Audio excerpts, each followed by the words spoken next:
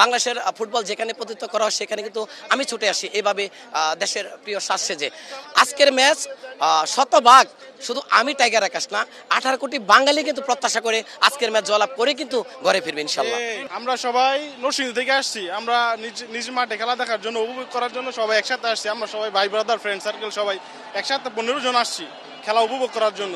শুধু হামজা, শামিদ সুম, ফাহমিদুল 3 জনকে দেখার জন্য আসছি। আলহামদুলিল্লাহ বেচা কিনা ভালোই, অনেকদিন পরে খেলা চালু হয়েছে, মানুষের আগ্রহ বেশি, এই জন্য বেচা কিনা ভালো এবং মানুষ খেলা দেখতে আসতেছে আবার বন্দরের ভিতরে, এই জন্য ভালোই। প্রত্যাশা অবশ্যই বাংলাদেশ জিতবে, এটাই তো প্রত্যাশা থাকবে এবং এশিয়ান কাপের মূল রাউন্ডে খেলবে, এটা আমাদের প্রত্যাশা অবশ্যই। আমরা হামজার পক্ষ থেকে খেলা দেখতে আসছি, এটাই। কোনো ঝড় বৃষ্টি তুফান রোদ্দুর আমাদের কিছু বাদ মানে না, আমরা হলো ফুটবল প্রেমিক। ফুটবল এই খেলা, কাঙ্ক্ষিত খেলা দেখার জন্য আমি অন্তত 6 মাস ধরে প্রস্তুতি নিচ্ছি কবে খেলা দেখতে আসবো। এখানে আসতে পেরে অনেক ভালো লাগতেছে। জয় পরাজয় খেলার মাঝে থাকবেই, যে কোনো একটা রেজাল্ট হোক, কারণ আমার এটা এখন যে দর্শকগুলো দেখতেন সব বাংলাদেশের ফুটবলকে ভালোবেসে এখানে আসছে।